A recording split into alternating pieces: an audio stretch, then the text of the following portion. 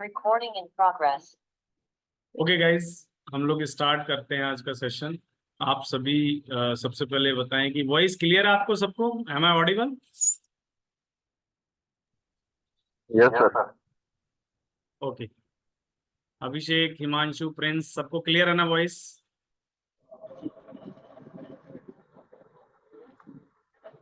Prince, आपका voice नहीं आ रहा है। Yes sir. ओके ओके, ठीक है। तो गाइस, सेशन स्टार्ट करते हैं हम लोग। और थ्रू आउट द सेशन, जैसे आज क्योंकि हमारा फर्स्ट डे रहेगा, और इसमें हम लोग आपको काफ़ी इंफॉर्मेटिव चीज़ें बताएंगे। और बेसिकली आपको अगर कहीं भी कोई भी डाउट हो तो आप अनम्यूट होके और अपने डाउट्स पूछ सकते हैं, ठीक है।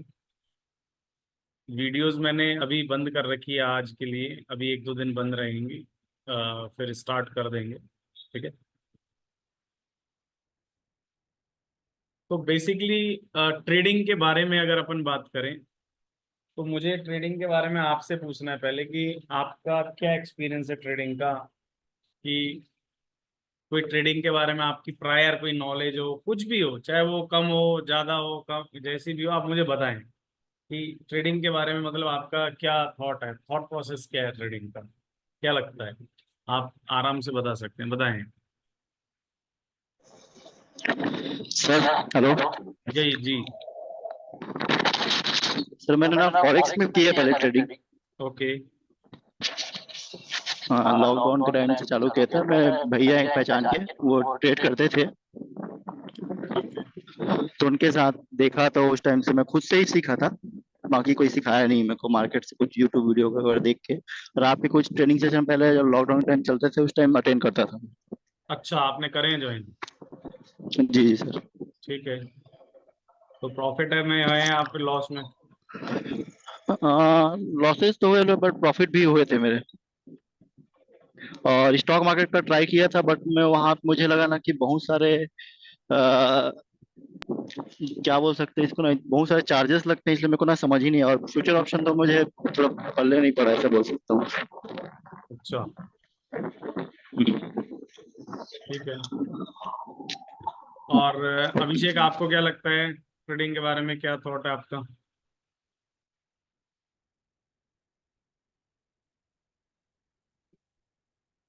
हिमांशु,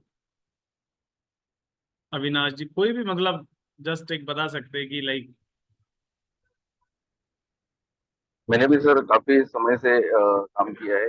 प्रॉफिट लॉस दोनों होता है, लेकिन प्रॉफिट अगर हम लोग खुद से कर रहे हैं तो प्रॉफिट अगर समझो 10-20% होता है, 80% लॉस होता है। नहीं, मेरे केस में ऐसा हुआ है। और मैं भी आपके साथ काफी लॉकडाउन से जुड़ा हूँ, ट्रेनिंग सेशंस वगैरह अटेंड किए हुए मैंने। हम्म। तो उससे कुछ बेनिफिट हुआ? ट्रेनिंग सेशन से सर, जो बिफोर ट्रेनिंग सेशन मुझे कैंडल पैटर्न्स वगैरह समझ में नहीं आता था, एटलीस्ट अभी वो तो समझने चालू हुआ है। ठीक है।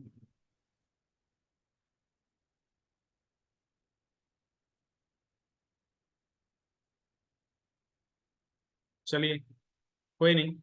देखिए, बेसिकली ट्रेडिंग के बारे में बता दूं कि बहुत ही ल्यूक्रेटिव वर्ड है, मतलब अट्रैक्टिव भी कह सकते हैं।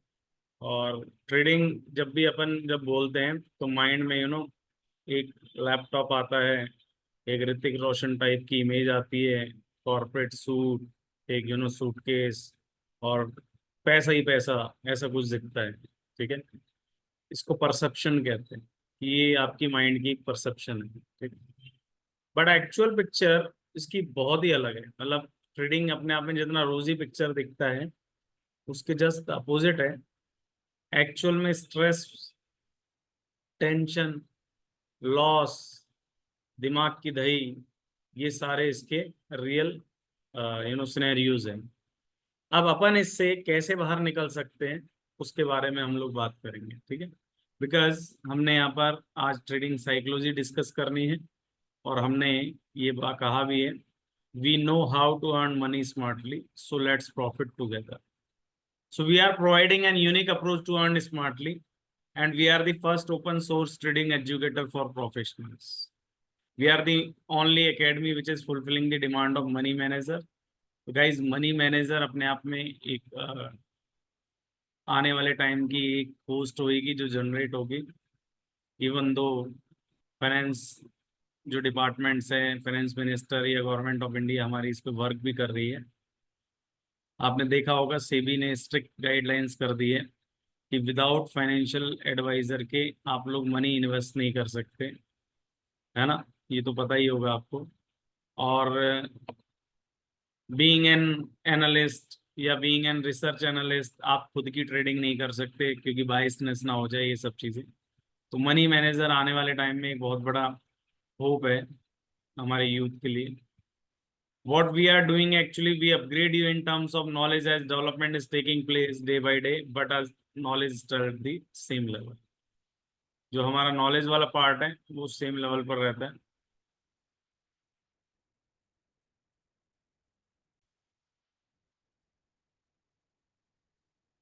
So people are crazy about the trading, and according to SEBI, 90% people lose their money in the stock market, right?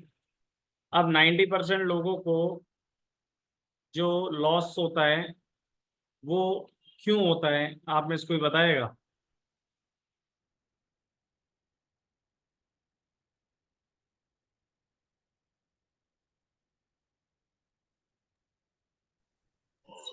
Sir strategy नहीं होती या फिर बिना एजुकेशन के काम करते हैं। ओके। और बोल सकते हैं इमोशन में बह जाते हैं। ओके।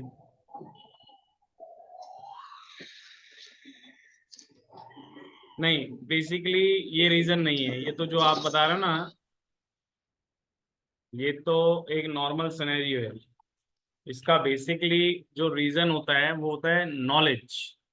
लोगों को नॉलेज नहीं है। अब नॉलेज कौन कौन सी? टेक्निकल, फंडामेंटल, जियोपॉलिटिकल और जियोफिजिकल। जो टेक्निकल रीजन है उसका मतलब होता है कि लोगों को चार्ट एनालिसिस का आइडिया नहीं है। फंडामेंटल जो है उसके अंदर लोगों को फंडामेंटल नॉलेज नहीं हुई है। जैसे स्टॉक्स की फंडामेंटल होती है, कमोडिटी और करेंसीज की न्यूज होती है, इकोनॉमिक कैलेंडर एनालिसिस होती है कि सीपीआई डेटा क्या रहेगा, एनएफपी क्या रहेगा, रिटेल सेल्स क्या रहेगा, है ना, इन्वेंट्री का क्या इम्पैक्ट रहेगा क्रूड ऑयल्स पे। ये सारी चीजें लोगों को पता होनी चाहिए। ये- या फिर कोई स्टॉक है उसका रिजल्ट्स कैसा आएंगे, है ना, या फिर रिजल्ट्स के अलावा लाइक किसी का फंडामेंटली अगर पीई रेशो कैसा है, ईबीआईटी कैसा है, उसका सेल्स कैसा है, टर्नओवर कैसा है, ऐसी बहुत सारी चीजें मैटर करती है। बट हम स्टॉक को ट्रेड करते हुए ये सारी चीज कहाँ देखते हैं? देखते ही नहीं। तो इसको तो सट्टा बाजारी कहते हैं। जब सट्टा बाजारी करेंगे तो आपको लॉस होने के चांसेस बहुत ज्यादा रहेंगे। फिर आता है हमारे पास जियो पॉलिटिकल रीजन। अब जियो पॉलिटिकल रीजन में क्या होता है कि अगर कोई पॉलिटिशियन, अब हमने जियो वर्ड इसलिए डाला है क्योंकि ग्लोबली की बात कर रहे हैं। अगर हम इंडिया में रह रहे हैं और यूएस का कोई प्रेसिडेंट है, यूके का है ना, रशिया का है, चाइना का, तो वहां पर अगर किसी कोई पॉलिटिकल इवेंट होता है, कोई स्टेटमेंट होती है, कोई भी डिसरप्शन होता है आपस में, तो उसका इम्पैक्ट हमारी इकोनॉमी पे और हमारी ट्रेडिंग पर इम्पैक्ट पड़ता है। जियो फिजिकल रीजन की बात करें, हमारे उत्तराखंड में बाढ़ आए तो उसका इम्पैक्ट भी ट्रेडिंग पर आएगा। यूएस और रशिया की लड़ाई हो जाए, यूक्रेन रशिया की लड़ाई हो, चाइना का वॉर हो, चाहे कुछ भी हो, हमारे मार्केट पर उसका इम्पैक्ट आएगा। तो ट्रेडिंग का मतलब होता है well updated and well known. अगर आप जितने अपडेटेड हैं मार्केट से उतने आपको प्रॉफिट रहेंगे। जितने आप कम अपडेटेड है मार्केट से उतना चांसेस ऑफ प्रॉफिट आपका कम रहेगा। समझ रहे हैं?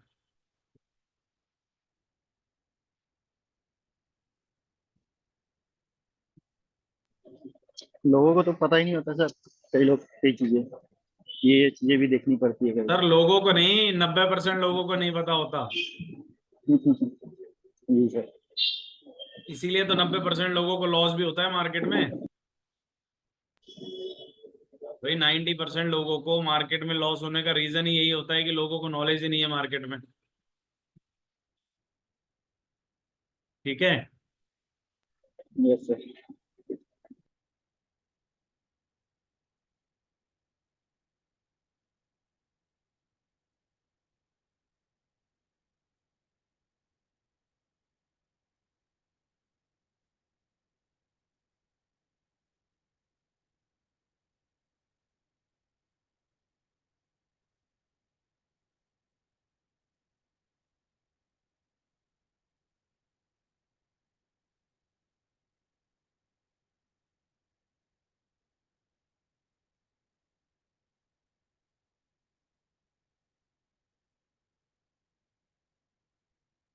अब आते हैं हम लोग ट्रेडिंग के बारे में बात करते हैं।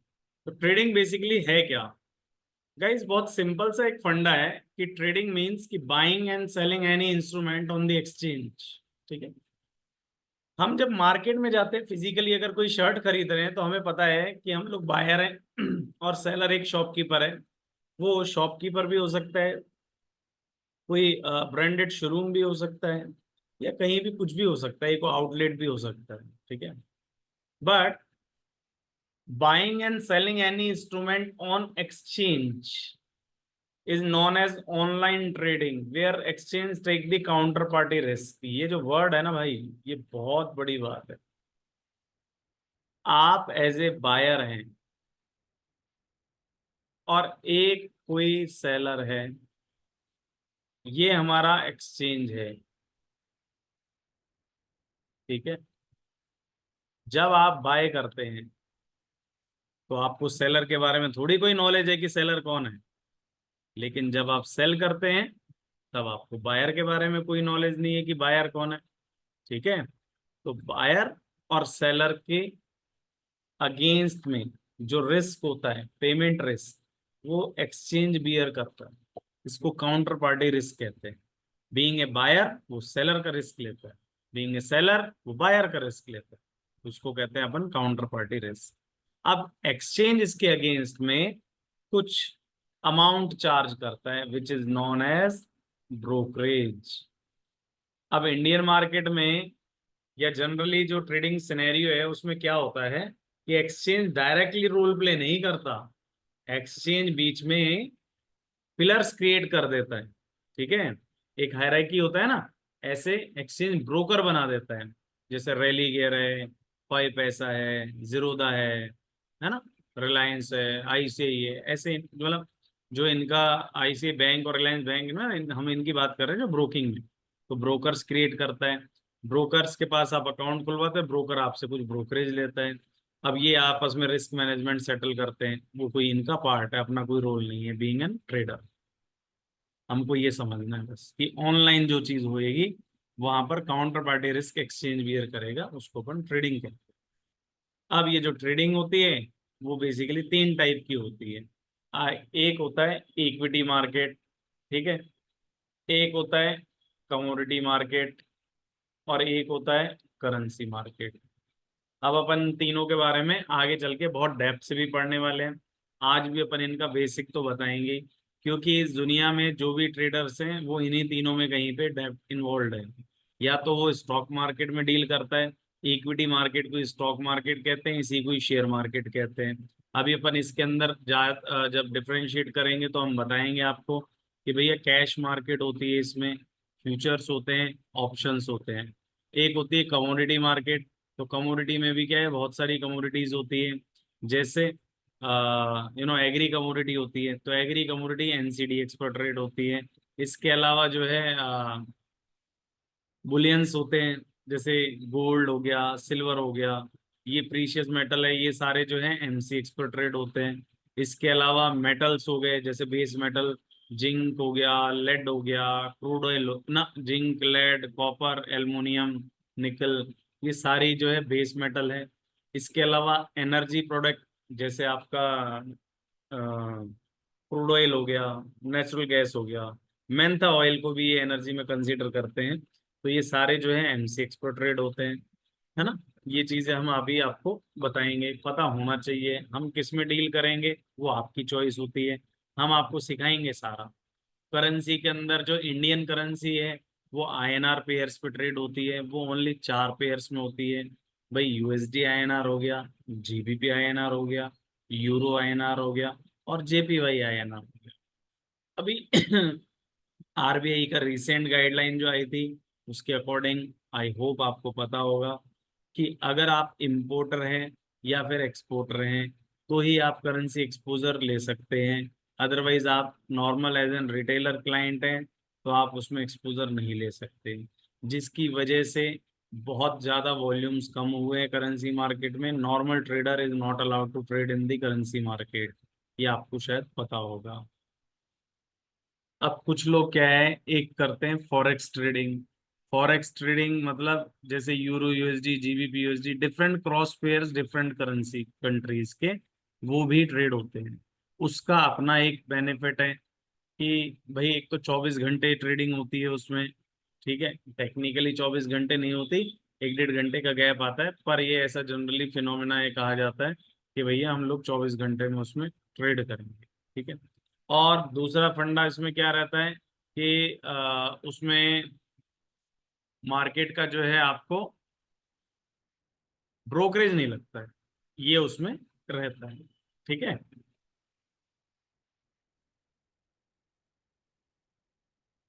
ये देखिए इक्विटी मार्केट में एनएससी एक्सचेंज होता है, नेशनल स्टॉक एक्सचेंज।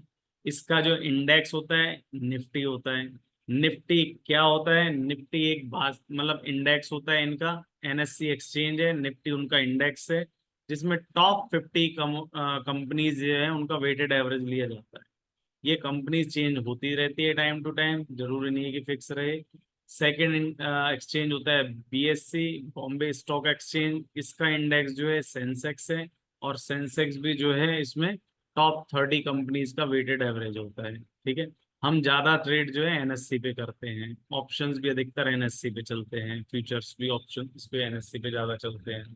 कमोडिटीज की बात करें तो एमसीएक्स मल्टी कमोडिटी एक्सचेंज, और NCDEX national commodity derivative exchange होता है, ये भी उस पे कमोडिटीज पे होती है, हमने आपको अभी बताया था। करेंसी एनएससी और एमसीएक्स एसएक्स पर ट्रेड होती है। ये हमने इसकी टाइमिंग बता दी। 9 तो प्री मार्केट सेशन है, लेकिन ट्रेड्स नहीं होते इसमें। 9:15 मान के चलो कि 9:15 बजे आप ट्रेड करने लग जाते हैं, 3:30 बजे तक होते हैं। मेटल्स एनर्जी सुबह 9 से 11:30, और सर्दियों में 11:45 तक चलती है। एग्री कमोडिटी सुबह 9 से 5 बजे, और करेंसी मार्केट भी 9 से 5 बजे चलती है। अब होता क्या है कि what are the reasons of the losses, कि मार्केट में लॉसेस के बहुत सारे रीजंस होते हैं, which there are some common mistake which most people make in one way और another while trading and investing in the market and later put the blame on broker और fate और insider। मतलब होता क्या है कि जब ट्रेडिंग होती है तो लोगों को लॉस होता है। अब वो जो लॉस होता है वो कभी अपने ऊपर लेने को तैयार नहीं है, वो उसका ब्लेम डालते हैं, या तो कई बार ब्रोकर पर, कई बार किस्मत पर, कई बार इनसाइडर न्यूज पर, मतलब अपने ऊपर नहीं मानते। वो कहते हैं इसकी वजह से हो गया, ऐसा हो गया, वैसा हो गया। But the bitter truth is that we all know it happens because of ourselves. Eventually the reason is knowledge and discipline. तो ये हमारी वजह से ही होता है। डिसिप्लिन नहीं है हमारे अंदर, नॉलेज नहीं है, दो ही चीजें हैं। लोगों को, कईयों को नॉलेज है बस डिसिप्लिन नहीं है, और कईयों के पास मान लो डिसिप्लिन है तो नॉलेज नहीं है, दोनों में से एक रीजन रहता है, ठीक है। अब अपन बेसिक्स मिस्टेक्स की बात कर रहे हैं ट्रेडिंग सेक्टर में, जो लोगों को होती है कि क्या क्या हो सकती है। एक सेकेंड।